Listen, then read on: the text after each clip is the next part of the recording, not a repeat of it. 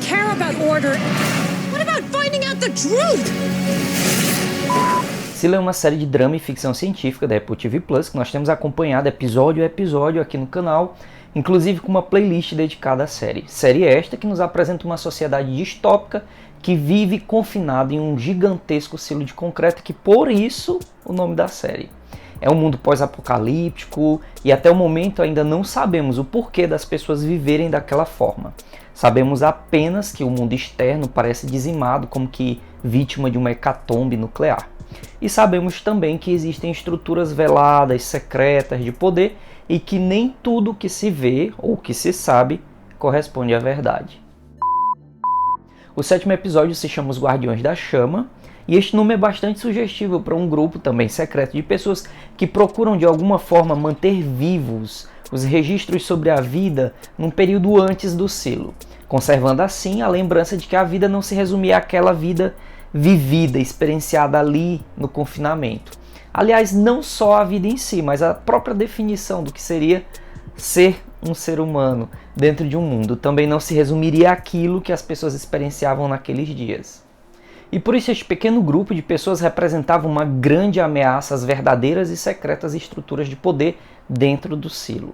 É verdade que ainda não conhecemos quem são os controladores, mas sabemos que eles existem e que outras pessoas dentro do próprio silo também sabem da sua existência.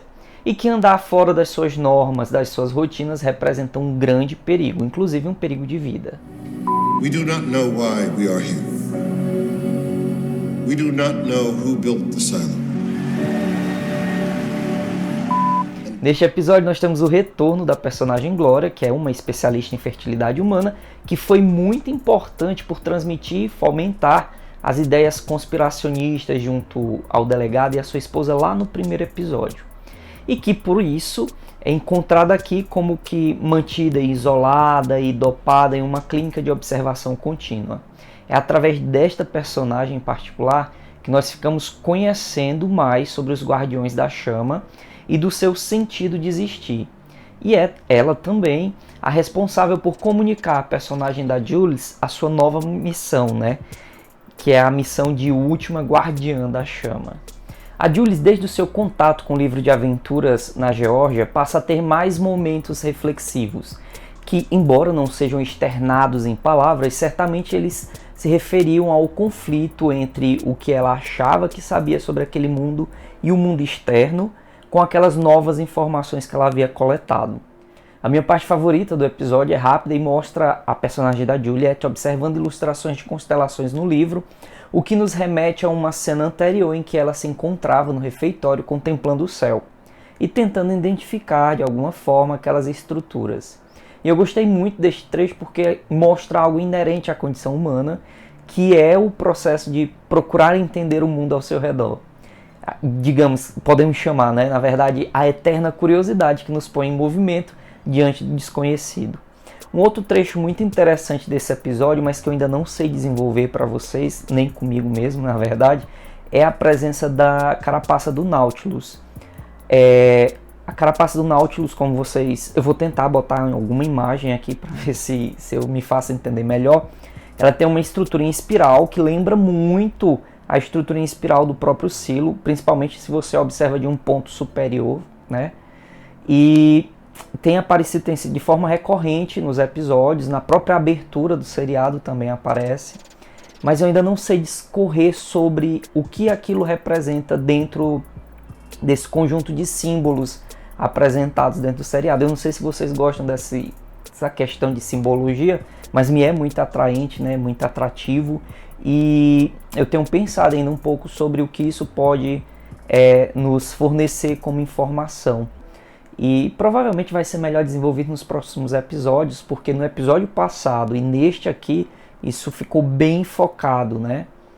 Então eu espero que o 8º episódio nos traga mais respostas sobre esta simbologia do Nautilus, além dessa óbvia comparação com a estrutura do silo, possa ter dentro do entendimento dessa história. Valendo. E voltando um pouquinho para aquele trecho no refeitório, onde a Juliet observa o céu e contempla aquelas constelações, aqueles objetos que na verdade ela não sabe o que são, né? Elas não sabem o que que são estrelas, o que são constelações, tudo aquilo é uma novidade para ela. Então, nessa mesma cena do refeitório, um outro personagem volta a aparecer, que é o Lucas, e existe ali uma promessa de romance que ainda não foi desenvolvida, né? Ainda. E que parece que será importante no futuro, especialmente se você atentar ao fato que ele trabalha na área de TI, que provavelmente vai ser um ponto importante também para os próximos passos investigativos.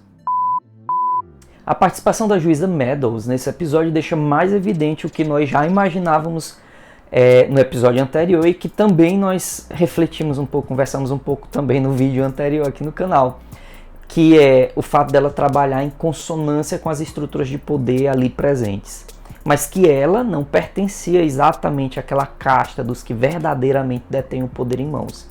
Seria algo realmente como ela trabalha em consonância, mas por temer as consequências em relação à sua própria existência, do que por participar diretamente das estruturas de poder. E nós acabamos acompanhando mais sobre a estrutura de funcionamento do escritório da zeladoria, que foi uma parte muito importante. Na verdade, a gente já tinha entendido, né, que atrás daquela porta de zelador tinha toda aquela estrutura de observação, né? Então nós passamos a entender um pouco mais sobre a sua forma de vigilância das pessoas através dos espelhos, com algum equipamento de registro, né? Algum equipamento não só de imagem, mas de som também. E a sua forma também combativa daqueles que podem ser considerados como uma ameaça ao sistema. O bilhete deixado pelo delegado lá no segundo episódio passa a fazer mais sentido a partir de então, aquele bilhete que dizia, né, para se colocar mais flores diante dos espelhos. Agora que você sabe que os espelhos são utilizados, né, como parte daquela estrutura de gravação, você entende também por que eles precisavam ser obliterados, para poder evitar um pouco mais aquela vigilância constante, especialmente se você era uma pessoa que estava se dedicando a investigar essas grandes interrogações que existem no funcionamento da estrutura do selo. E por falar no delegado anterior, que era a última pessoa que nós vimos como em posse do HD, o HD finalmente, como relíquia, volta a aparecer.